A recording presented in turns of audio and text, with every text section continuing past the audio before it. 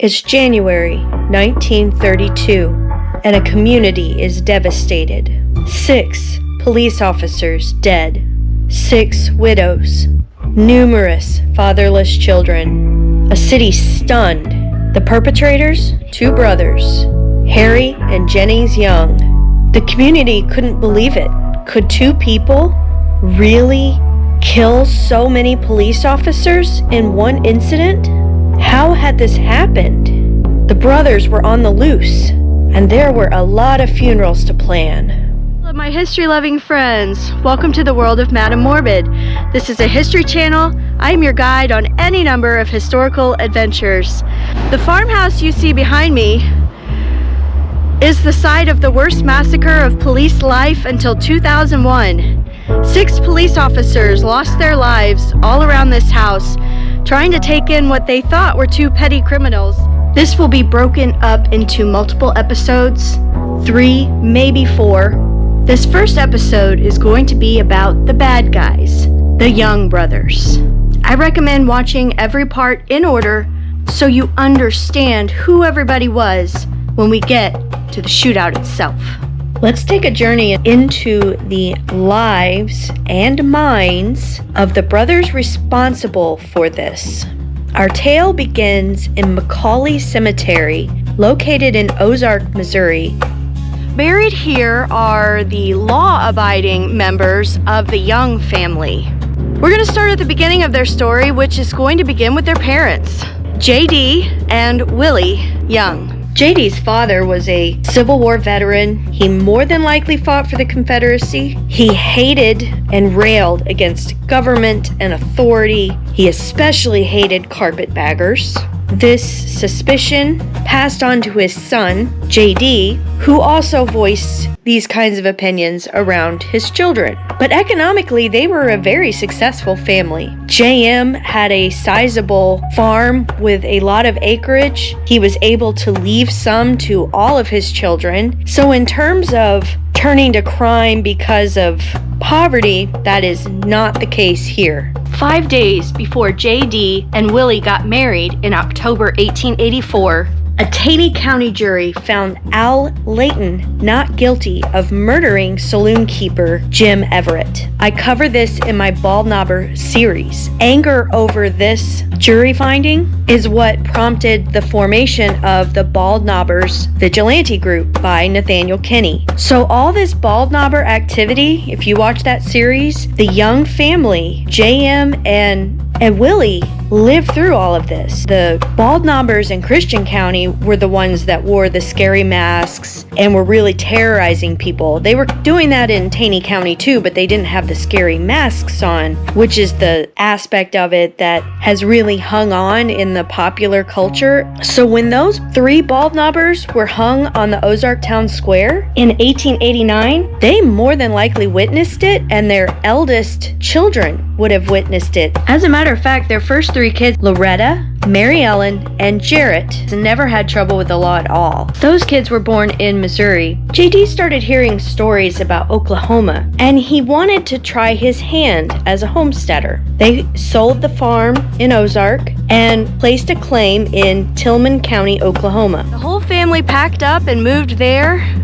They had 160 acres he'd put a claim on, and they started working the farm. Everybody would have pitched in and helped. After they moved in 1902, the final kids were born. Oscar, Paul, Major Jennings. Harry was born in 1904. She said, he was a big fat boy with blue eyes. Pretty and nice as any boy you ever saw. Then after Harry, she had daughters, Lorena, born in 1906, and Vanita, born in 1909. For whatever reason, after several years, his daughter, Vanita, said, Daddy just got tired of living out of cans. You couldn't grow anything in the soil there. It was just not right for growing food. There would be plagues and dust storms and droughts and whatever else can destroy a farm crop. So eventually they sold out, but they sold out at a profit and came back to Ozark. And in 1918, they bought the farmland and built the farmhouse where the massacre would take place in 1932. They had hardly been back to Ozark then the boys were really behaving poorly. All the kids in Ozark were in awe of the young boys because they had a car. And not only did they have a car, but they had done all of these fancy things with it. It had a spotlight on the front. They had a bunch of fancy suits, and yet they didn't have jobs. Everybody knew there was no way they were getting these things legitimately. That's probably the reason they moved out of Ozark to the farm in Brookline near Republic, simply to save face and not have their neighbors whispering about how wrong their boys had gone.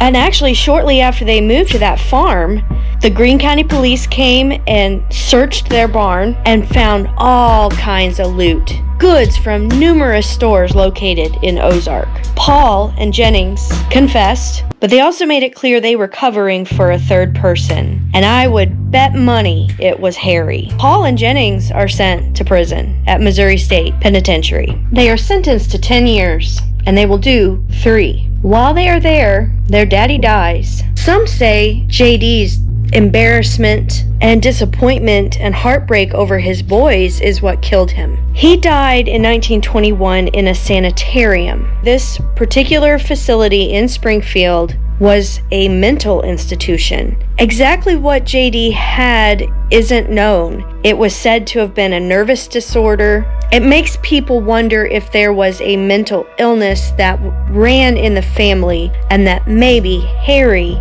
inherited that. This is just going to be speculation, but whatever JD had caused his death. The day of the funeral, the authorities were late bringing the boys, adding even more embarrassment to Willie over having sons in prison. Now, Daddy was a pretty good disciplinarian, and there's some speculation about if Daddy had lived, would the boys have gone as bad as they did?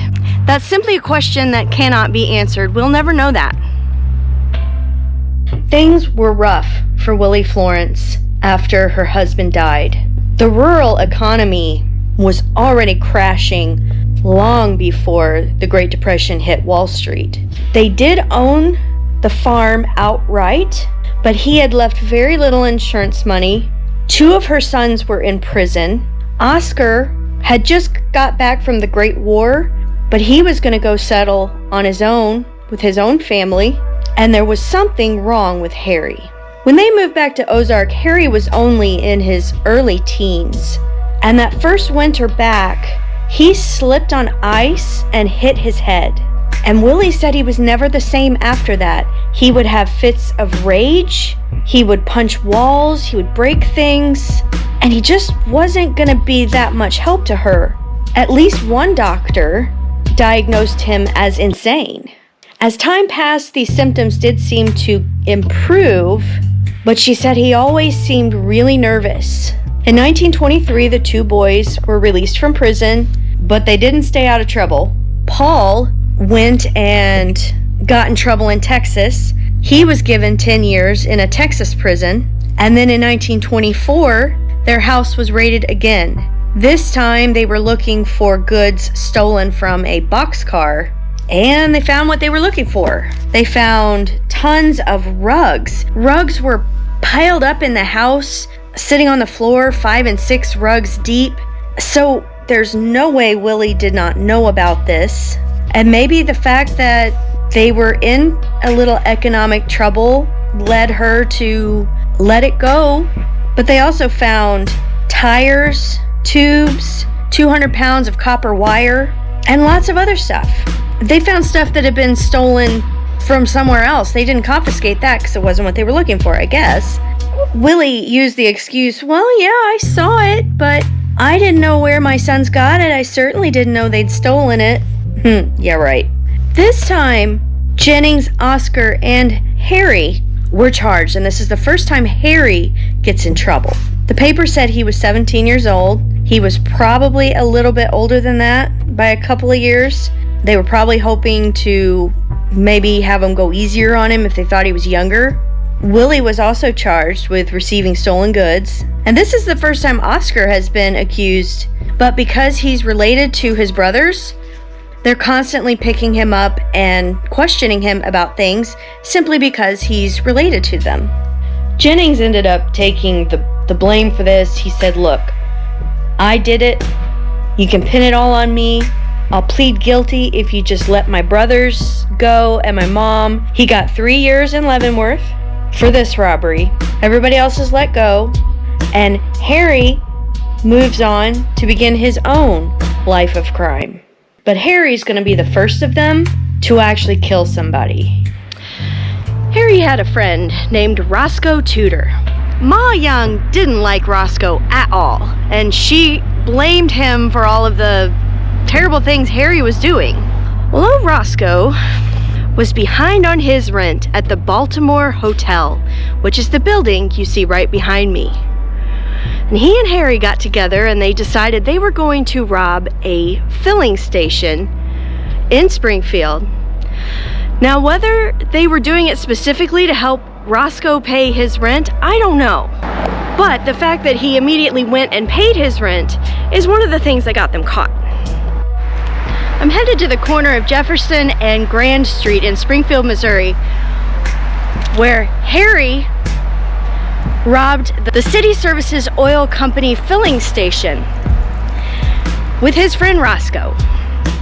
They weren't real smart about this, and I don't know which corner the service station was on. They scoped it out for a couple of days before they came here.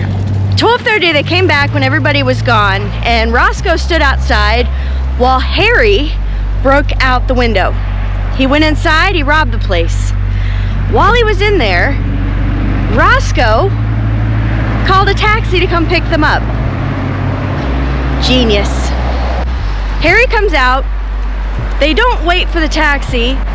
I imagine Harry was pretty mad if he found out about calling the taxi. And they took off. Right after robbing the gas station, Roscoe came right here to the Baltimore Hotel and paid his back rent. Roscoe was anything but a criminal mastermind. It had to have been Harry. Sorry, Ma. It just had to be Harry. Harry had gotten married to a woman named Frances Lee Odell in 1926. It was not a good marriage, and it did not last very long. She was only 17, though she claimed to be 21 when they got married. And after they got married, he just gradually started racking up more and more charges. Buying or receiving stolen goods, stealing a Ford Roadster in September 26, breaking into a cafe and stealing a safe and various other things on September 27th, 1927. But he just kept getting released on bail. His mom and his in-laws would get bail and get him out. And Willie just kept saying, well, he's doing all of these things because of bad company.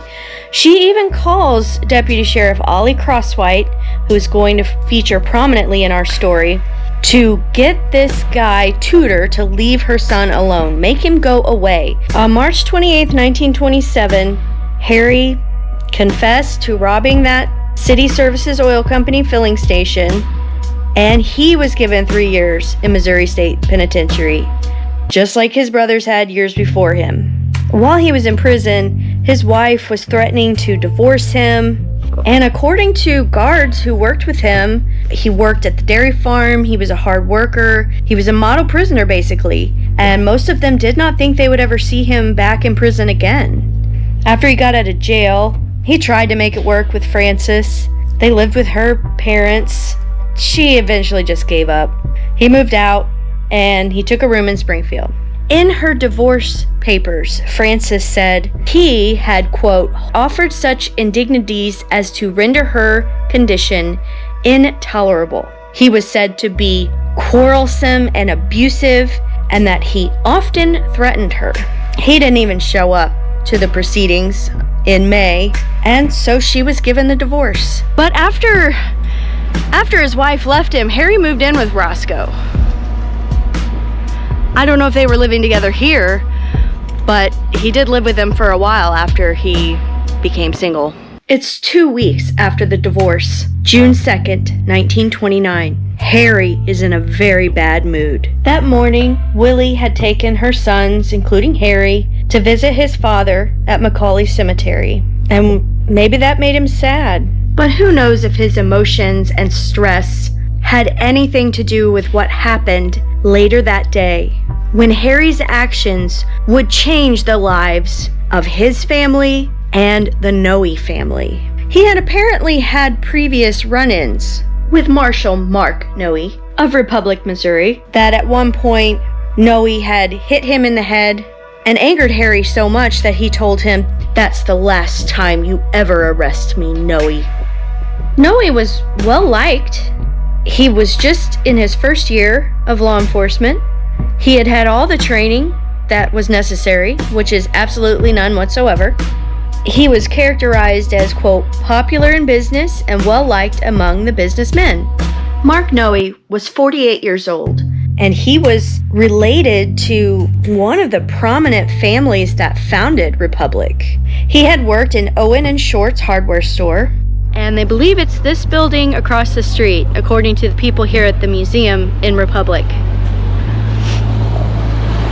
And according to accounts, the night of his death, he was inside this hardware store. D.E. McNabb said, quote, "I was walking up the street. Mark was in Owen & Short's hardware store. He asked me to come in and have a friendly chat with him." He said this happened around 10 o'clock that night. He said, quote, "We saw a car parked in front of Ryan's Cafe, and Mark said he believed it was a stolen car. They asked him if he saw who got out of the car, and he said he did. They asked if he knew who they were, and he said, quote, I wasn't quite sure. They asked him what Mark did at that point. And McNabb said, quote, "We went in the back room of the hardware store, and Mark checked the license number of the car. When we came back from the room, the car was gone.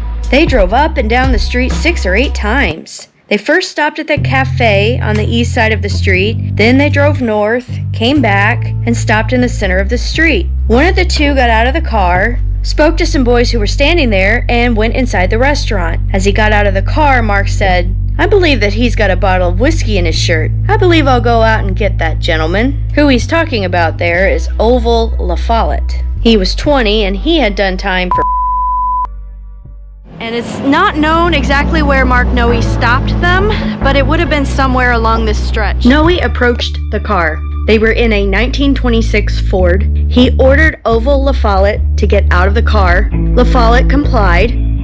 He says, "Give me your gun." He can see he's got a little pistol on him. It's a 26 caliber, I think. He hands it over. I don't know if the car had a back seat because I don't know what model they had, but Noe puts LaFollette between them. Then he says, "Okay, Harry, you're gonna drive us to Judge Kerr's house." Noe climbs into the car next to LaFollette, and they start driving. When he sees that Harry has a gun, I've read 2 versions. One, that the gun was in the door of the car. The other, that it was in Harry's lap. Wherever it is, Noe sees it, and a scuffle ensues over the gun. It says he hears a shot, but he does not know who, if anybody, has been shot. He doesn't say whether he hears anybody cry out. They stop somewhere on Main Street, possibly by the drugstore. Mark Noe had been shot with that first bullet, probably in the arm. He had an injury. It went into the upper arm, like halfway down here, and exited at the elbow. So he is wounded and probably a little bit stunned. He doesn't know what's happened. Witnesses say the car was moving when the second shot was heard. This hit Mark Noe in the chest. Harry then stopped the car. Once the car stopped, LaFollette scurried over Noe and took off. He really wasn't involved in this, and he was probably terrified because all of this is going on with him trapped between them. As LaFollette is running away, Harry gets out of the car, walks around to the passenger side, and finishes Mark Noe off with a shot to the back of the head. LaFollette hears the gunshot, but does not look back. Harry shuts the passenger side door, gets back in the car with the body of Mark Noe, and drives away. All the people living in that area, they get out of bed, they leave their houses, and they start looking around. I mean, they're hearing gunshots. That doesn't happen around here. Volunteers spend the night looking for Mark Noe, but he isn't found until morning. This was the land of Lillard Hendricks. He was the brother of the sheriff of Greene County. On this spot, somewhere within this vicinity, Mark Noe's body was left. It's unsure if Harry was sending a message or if maybe he thought it would make it easier to find the body, but he had to have been aware of whose land he was leaving this body to be found. Before throwing Noe out of the car, he searched him. He took his own revolver. He took the gun that Noe had taken off La Follette, a watch, and maybe some money. So somewhere in these ditches, people who were on their way to pick strawberries found him. He was completely covered in mud from head to toe. It must have rained that night. Because he was so covered in mud, they actually thought they had found a lynching victim at first. But it turned out to be Mark Noe. His lunch was laying beside him, as was his hat. After dumping the body, Harry took his time. It was almost like he was gloating. He was renting a room in Springfield from a family. He returned there, and the family said he was extremely loud when entering the house, as if he wanted to wake them up. He packed a few things, and he left. I firmly believe by leaving Marshal Mark Noe's body on Greene County Sheriff Marcel Hendricks' brother's land, that Harry was sending Sheriff Hendricks a message. Come after me, and this will be you. Sheriff Hendricks didn't scare so easy. On June 5th, the day Mark Noe was buried, Sheriff Hendricks, Deputy Mashburn, and Detective Tony Oliver went to Tulsa on a tip that Harry Young had been seen there. They didn't find him, and it would be 2 years before they would finally track Harry down.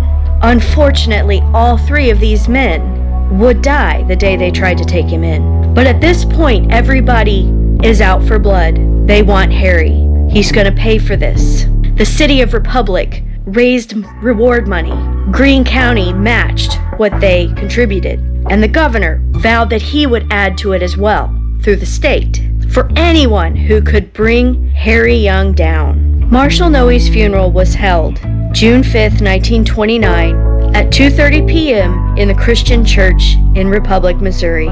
He was then taken to Evergreen Cemetery. The Republic Lodge of the AF and AM held services at his grave. Noe had been a member of the Woodman Lodge. His wife's brother, Carl Allen, came from Indiana. Mark Noe's brothers, Frank and Clyde, came from St. Louis to attend his funeral. And it said the church was filled with his friends and his neighbors, as well as a few who were simply curious because of the way he died.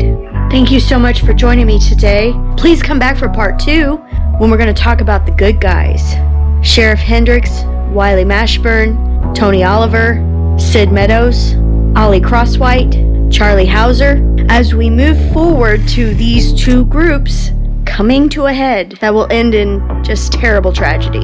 If you have enjoyed this today, and if you're still watching, you must have, please hit the like button to tell the algorithm you think so it'll show it to other people. Share it with your friends. Make a comment.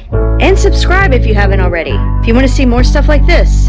If you'd like to financially help the channel, I have a Patreon at patreon.com/MadamMorbid. Any help is very much appreciated, and I thank you so much to all of my current patrons. Your support means so much to me. But if that's not an option, just watching helps so much. I will see you all next time.